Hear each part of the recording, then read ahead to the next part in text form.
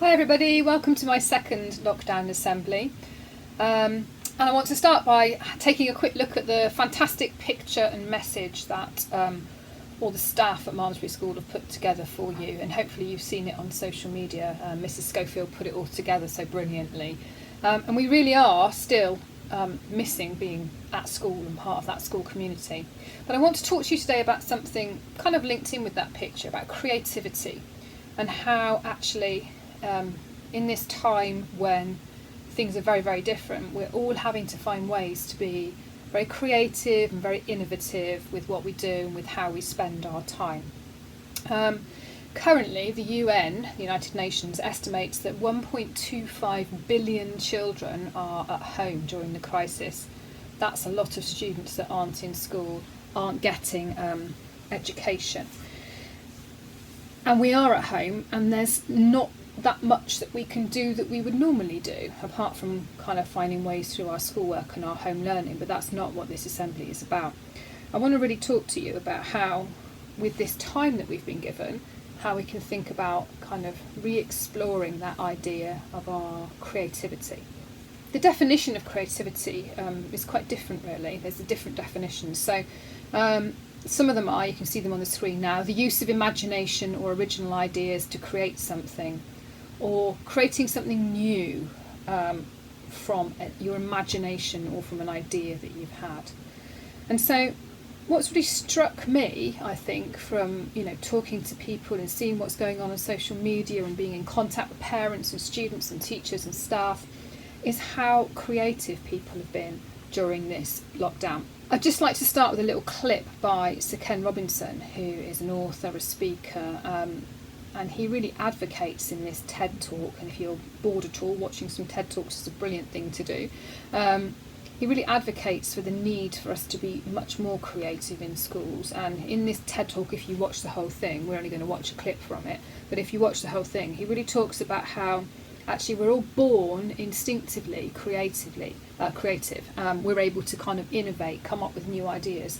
And part of his kind of thought process is that education and the fact that we're constrained into these kind of exam syllabuses means that we lose that, I guess, that desire to be creative, or we feel that we can't be creative for whatever reasons. So just take a little look at one of his kind of things that he has to say in an example. Really extraordinary capacities that children have, their capacities for innovation. I mean, Serena last night was a marvel, wasn't she? Just seeing what she could do.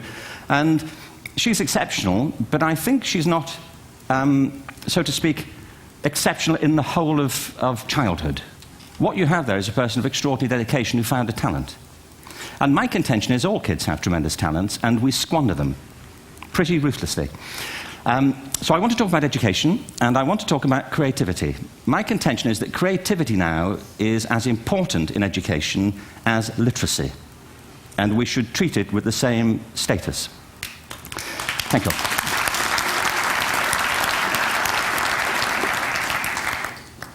That was it, by the way. Thank you very much.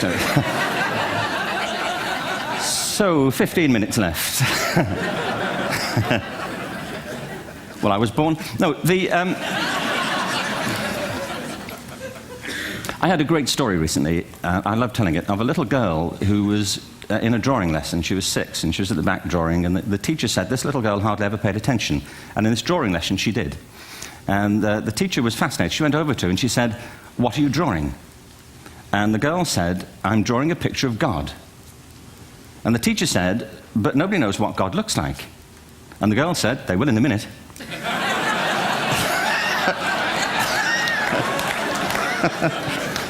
So this time that we've got then, how have people been using it? What have people been doing to be kind of more creative? One of the things that I've been reminded about is a book, one of my favourite books, called Room by Emma Donoghue, where it's a very kind of sad story in lots of ways, because she is a woman that is in captivity and she gives birth in captivity, and she's stuck in this kind of very small room. But because she gives birth to this baby grows up only in the room, and she has to find all these amazing ways to make the room the world, and be really creative with what she does with the objects that are in the room and how she kind of thinks about them. So if you're looking for a good read during lockdown, Room by Emma Donoghue is a brilliant novel, probably for older students, I think. So what have you been doing to be creative, and what have some of our school community been doing? Well, I start by looking at home, and I think about what are my own children doing. So they're kind of ploughing through the schoolwork that's set, but as you all know from students, it's hard. It is really hard to kind of go online and teach yourself and work through this work, and what we don't want you to be doing is overthinking that and overworking. We really want you to be using the time to have some of this free time to be more creative. My son Charlie has set up an Instagram account just for him playing the guitar, and he's kind of putting out to his friends what covers do they want him to do, and he's taking songs and kind of reworking them and spending a lot of time being creative with music. My daughter Eliza, she didn't take art GCSE because she says she didn't want to be constrained into doing types of art that she didn't want to do. And what she's actually been doing during the lockdown is basically producing a folder of artwork for a subject that she's not even doing. But she loves it, and it's creative and it's therapeutic and it's great. She's also done loads and loads of baking. You can see the picture there of her amazing carrot cake she made for my husband's birthday. And she set up a baking account again on Instagram to share what she's doing. So it's been really lovely to see them spending time doing things that they enjoy rather than things that they feel they have to do. And what have you been doing? Right, well, there's been some fantastic examples that I have seen. One of them is some of the silent movies that Year 7s have created as part of their English work. Absolutely brilliant, imaginative, creative work.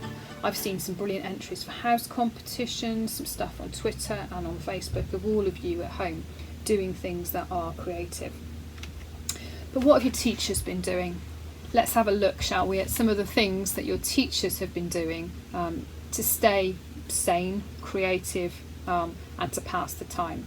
And this is one of my absolute favourites. Mrs. Schofield has been doing a weekly competition with her mum around all sorts of different creative things. This is this week's. One of them made the felt swans and one of them made the felt hedgehogs, and then you have to vote on Facebook for which one is the best. I think the swans won actually, but I voted for the hedgehog. You've got a picture here as well of Miss Coleman's Bakewell tarts that she's made. She is the new Mr. Kipling. And then here, this is quite an impressive picture as well of Mrs. Jones's pergola that her and her husband have created in their garden. And that is quite an impressive piece of creativity.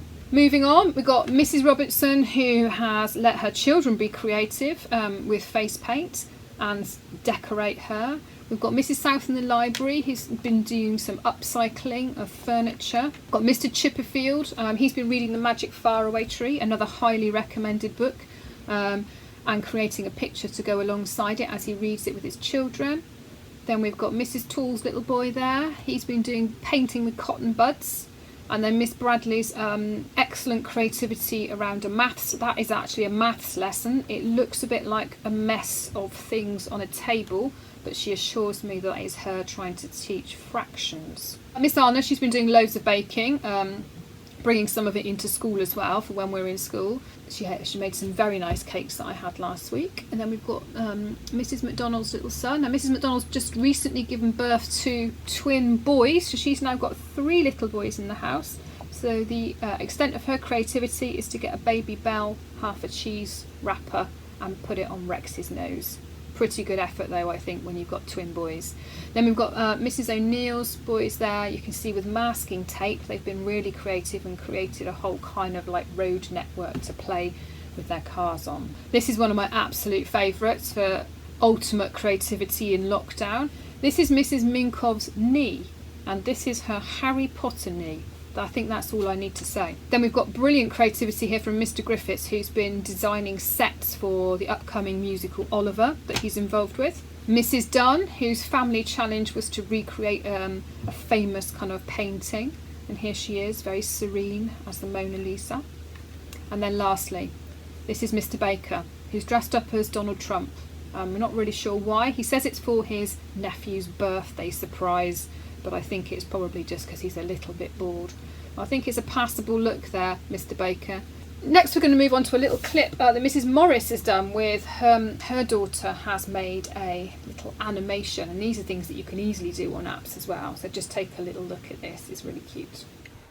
Once upon a time, the corona goblins came to destroy the world. People started to get sick, but the key worker superheroes saved the day. They built a better world over the rainbow, and the corona goblins got captured. Oh. Boat. Now I'd like to hand over to Mr Rees, who some of you will know as a science teacher, some of you will have seen him taking photographs around school, but actually I want him to just talk through how he's having to work really creatively to support all of us at Malmesbury School, both staff and students, and talk to us about some of the things that he's been doing to put all these videos together and to support us creatively. Hey everyone, it's Mr Rees here. I'm out on my first walk of the day, promise, and I'm wearing my beanie because, let's be honest, my hair isn't great at the best of times, let alone when there aren't any barbers open. Mrs Haines has told me to say a few words about what I've been doing. You might have seen some of these assemblies going up, you might see some other videos going up made by some of your teachers. All I do is take the videos and just polish them up and make them look a little bit prettier, ready for prime time. One of the things I've been doing to do that is make a few animated logos, and even though they're a second long, actually they take quite a bit of time to make. But it's been a great chance to flex my creative muscles, as it were. There's been times when I've been like, that's good enough, I guess. And then I've gone away and I thought, actually I could probably make that a little bit better. I'm not really happy with that. And it might take a little bit longer, and it may take a little bit more effort. I might make a few more mistakes, but actually in the end I've made stuff that I thought, yeah, I've done a pretty good job on that. So that's my advice for you if you're being creative when you're at home. Don't say that something's finished until you're happy with it by your own standard. Don't settle. Don't worry what anybody else thinks either. Everyone's a critic. You just make something that you like. To end the assembly then, have a think about how you're spending your time and how you might be able to use some of this time to really explore creative, maybe hobbies or things that you haven't done before, or to come up with new ideas or new ways of working on things that you're already doing. Try and enjoy the time by doing something different and learning some new skills and being as creative as possible. And I'd like to finish the assembly with a brilliant piece of creativity that Mrs Poole and Mr Brunsdon in Creative Arts have been putting together. So working remotely, they've been making songs and creating music and kind of layering it up from different houses and bringing that together. And I want to end this assembly today with their fantastic song that you can listen to. Thanks very much, take care, bye.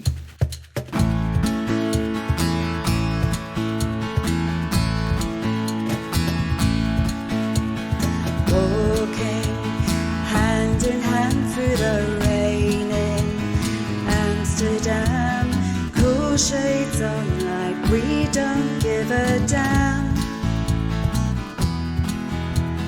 I load another roll and take pictures in black and white of trees along